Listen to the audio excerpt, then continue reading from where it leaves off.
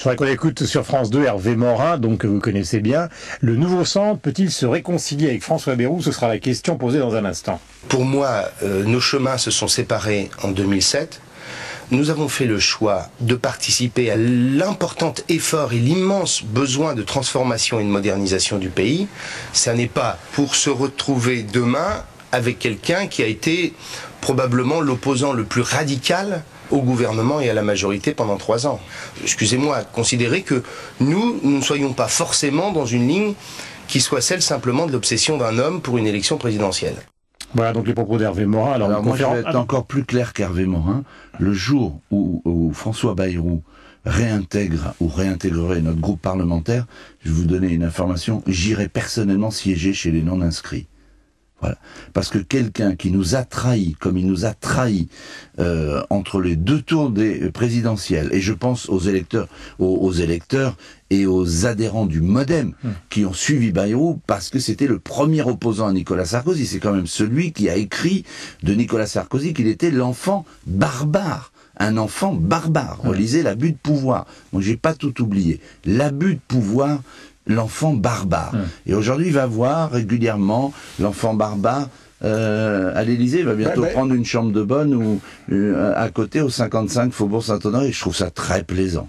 Mais il y a eu deux rapprochements. Maintenant, on parle d'un rendez-vous qui aurait lieu donc le 22 juin pour l'inauguration de l'usine Turboméca qui fait des moteurs d'hélicoptères qui est dans la circonscription de François Bayrou. Est-ce que c'est lui qui se rapproche du président de la République ou est-ce que c'est le président de la République qui essaie de se rapprocher de lui? Mais moi, je vais vous dire, j'ai toujours l'habitude de parler franc.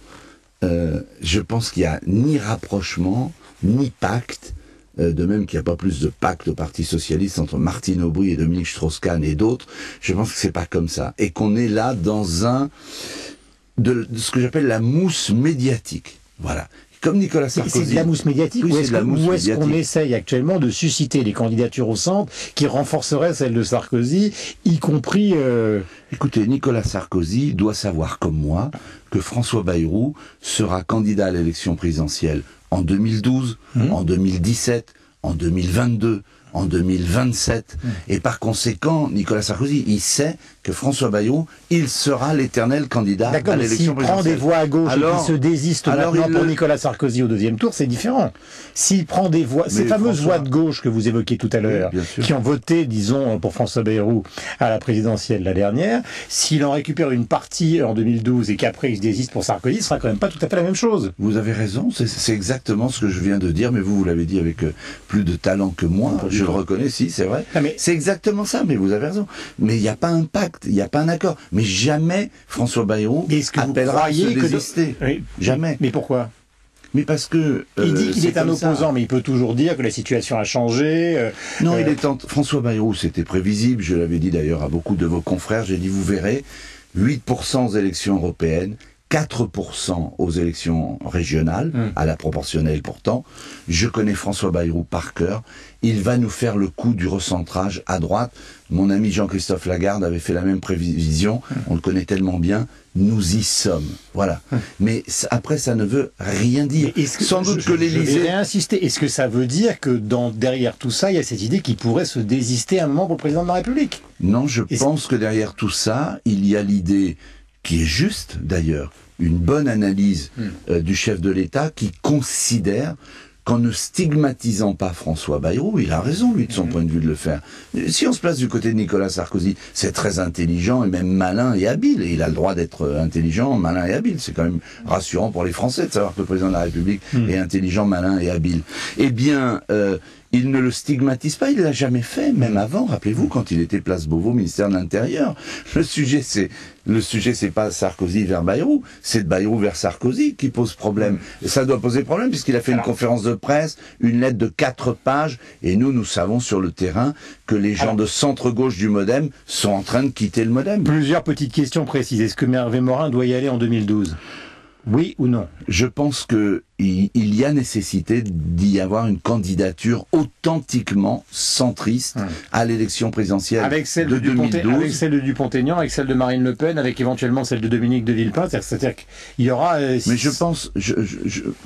on est là dans l'analyse.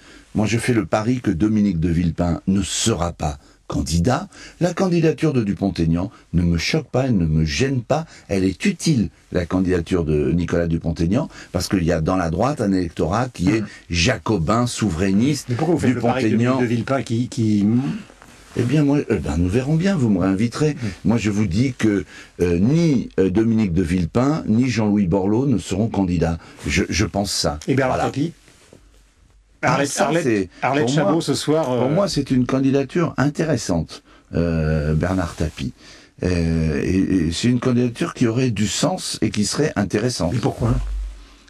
Parce que c'est quelqu'un qui a une liberté d'expression, qui dit les choses, et ça fait pas de mal dans une campagne présidentielle d'avoir une voix forte qui dise les choses. Je suis pas son attaché de presse ni son porte-parole, je ne sais pas ce qu'il fera, mais une candidature Bernard Tapie dans le paysage général serait pas inintéressant. Il y a une chose que je comprends pour terminer, Maurice Leroy, c'est qu'à un moment vous nous expliquez avec talent que l'affaire Boutin tombe mal dans le contexte d'aujourd'hui parce que les Français sont confrontés à ce qu'on leur demande, c'est-à-dire la rigueur, et de l'autre côté, vous me justifiez au nom de l'intelligence une espèce de mécano politique qui n'a aucun rapport avec les préoccupations des Français. Le mécano, et on est tous des gamins à côté de François Mitterrand, qui était le roi du mécano des élections présidentielles. Personne n'arrive encore aujourd'hui à la cheville du grand mécano qu'a fait François Mitterrand. Donc ça existe, le mécano en politique. Mais ce mécano, il est lié quoi ? Il est lié au quinquennat, finalement. Oui, il est lié au quinquennat. J'ai souvent dit, moi j'ai voté contre le quinquennat et j'ai eu le pouvoir de Raymond Barre, croyez-moi,